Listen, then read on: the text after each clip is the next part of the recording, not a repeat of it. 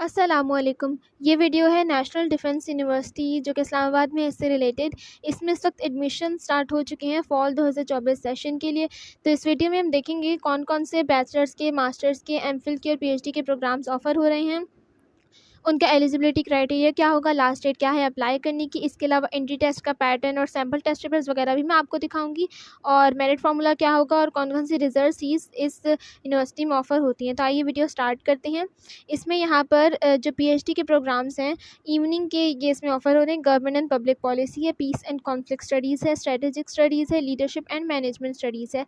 इसके अलावा MPhil evening के प्रोग्राम्स हैं गवर्नमेंट एंड पब्लिक पॉलिसी का, peace and conflict studies, strategic studies, international relations, leadership and management studies और economics का प्रोग्राम ऑफ़र हो रहा है।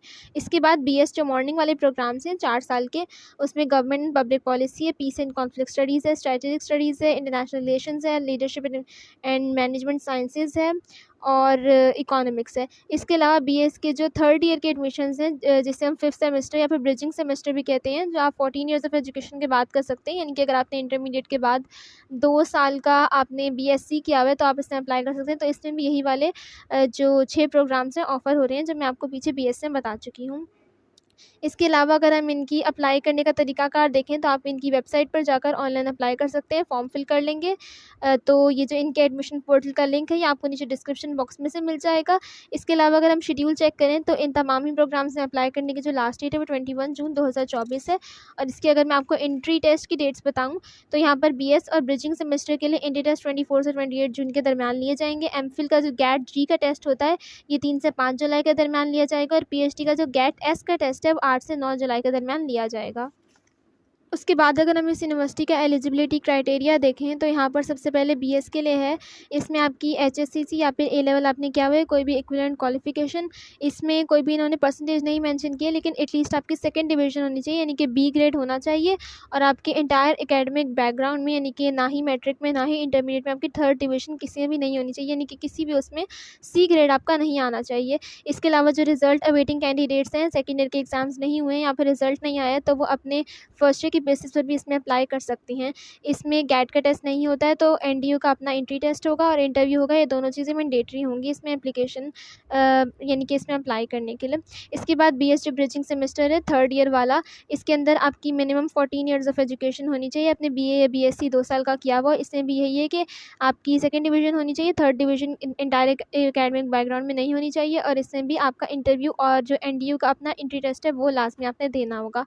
इसके अलावा एमएससी एमफिल की हम बात करें तो यहाँ पर आपकी 4 साल की जो भी डिग्री है पहले बीएस की या फिर एमएससी की, यानी कि मिनिमम आपकी 16 ईयर्स ऑफ एजुकेशन होनी चाहिए विद रेलिवेंट डिसिप्लिन, यानी कि जो अगर आप जिस भी प्रोग्राम में ले रहे हैं तो उसी की आपकी बीएस डिग्री भी होनी चाहिए। और यहाँ पर रेलिवेंट डिसिप्लिन्स इनके एनडीयू की वेबसाइट पर भी अवेलेबल है, आप वहाँ से भी चेक कर सकते हैं। और इसमें रिजल्ट अवेटिंग कैंडिडेट्स बिल्कुल भी अप्लाई नहीं कर सकते, आपको अपनी पिछली डिग्री लाजमी दिखानी होगी। इसके अलावा जो फॉरेन कैंडिडेट्स हैं उनको अपनी जो इक्विवेलेंट सर्टिफिकेट होगा आईबीसीसी से और एचईसी से वो लास्ट में दिखाना होगा। ये बीएस के केस में भी है। और ऐसे कैंडिडेट्स जो कि इसमें अप्लाई कर रहे हैं तो उनको एचईसी की अटेस्टेड लास्ट डिग्री दिखानी होगी, यानी कि जो भी आपकी डिग्री है लास्ट उसको एचईसी से अटेस्ट करवाना है, उसके बाद आप इसमें सबमिट करवाएंगे। इसके अलावा इसमें जो गैट का टेस्ट है वो वैलिड होगा, गैट का जो जर्नल का टेस्ट है वो, या फिर आप एनडीयू का अपना टेस्ट दे सकते हैं, हैट का टेस्ट दे सकते हैं। उनमें आपके जो भी आपने टेस्ट दिया है वो उससे मिनिमम 50% स्कोर आपका होना चाहिए। और नीचे यहाँ पर हैट 3 की कैटेगरी के लिए भी लिखे हुए हैं कौन कौन से प्रोग्राम्स इसमें आप हैड 3 की कैटेगरी के बेसिस पर अप्लाई कर सकते हैं। इसके अलावा इसमें भी एंट्री टेस्ट एनडीयू का अपना और जो इंटरव्यू है मैंडेटरी होगा। इसके बाद अगर हम पीएचडी की बात करें तो यहाँ पर यही है कि आपकी मिनिमम 17 या 18 ईयर्स ऑफ एजुकेशन लाजमी होनी चाहिए, आपने एमएससी एमफिल पहले किया हुआ हो। इसकी डिग्री भी आपको एचईसी से अटेस्टेड सबमिट करवानी होगी। और यही है कि आपकी third division entire academic background में नहीं होनी चाहिए, नहीं कि ना मैट्रिक में ना बीएस में ना इंटर में किसी में भी। या फिर अगर आप जो है जीपी के हिसाब से देखें तो इसमें आपकी 3 जीपी लाजमी होने चाहिए, एटलीस्ट फ्रॉम 4 CGPA। या फिर अगर आपका एनुअल सिस्टम है तो इसमें 60% लाजमी आपके मार्क्स होने चाहिए। इसके अलावा इसमें जो वैलिड गैट का टेस्ट होगा वो गैट सब्जेक्ट वाला टेस्ट होगा, इसमें पासिंग स्कोर आपके एटलीस्ट 60% होने चाहिए। और यहाँ पे लिखा है valid result of NTS GAT subject का social sciences for year only के लिए आप, यानी कि गैट सब्जेक्ट वाला जो टेस्ट है वो आप ये दे सकते हैं। और business administration for LMS only, ये भी आप यहाँ से देख सकते हैं। इसके अलावा इसमें भी जो NDA का अपना एंट्री टेस्ट है वो मैंडेटरी होगा। इंटरव्यू में आपने प्रेजेंटेशन देनी होगी स्टेटमेंट ऑफ पर्पस और रिसर्च प्रपोजल की, अगर वो आपकी पास होती है तभी अप्लाई करने के लिए एलिजिबल होंगे।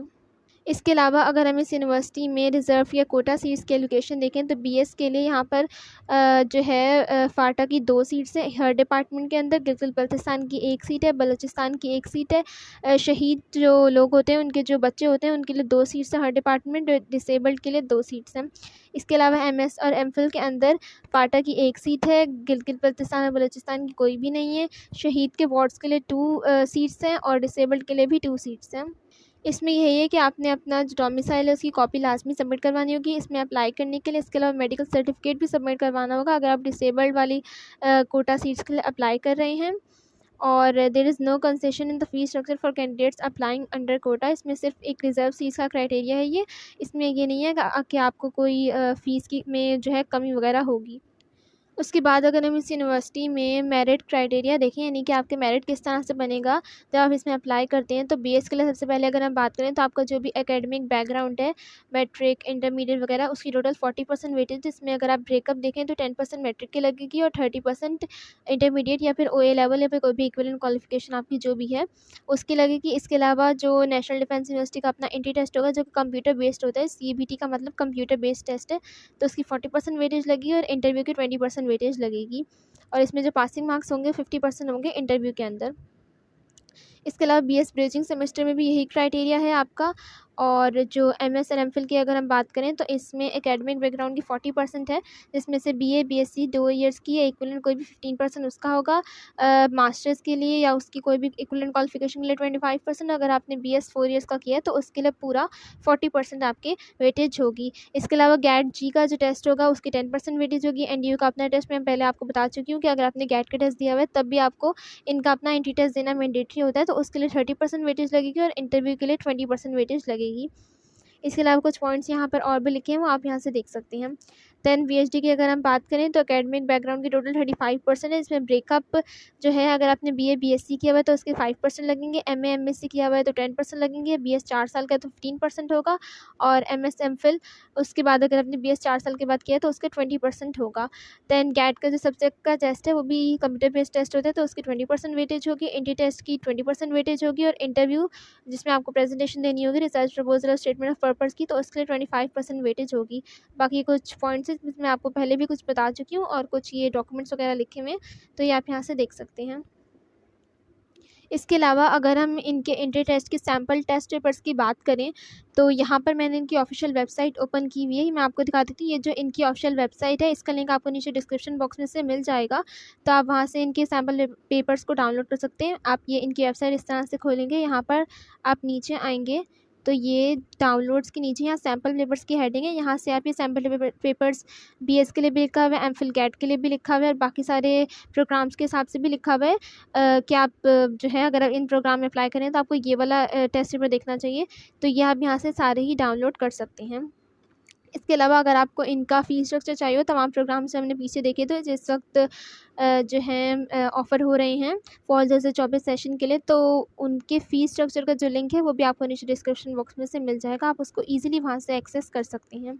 तो ये थी नेशनल डिफेंस यूनिवर्सिटी के बारे में तमाम इन्फॉर्मेशन। आई होप आपको वीडियो अच्छी लगी होगी, तो सब्सक्राइब ज़रूर कीजिएगा और इस तरह के लेटेस्ट अपडेट्स के लिए बेल आइकन को भी प्रेस कर दीजिएगा।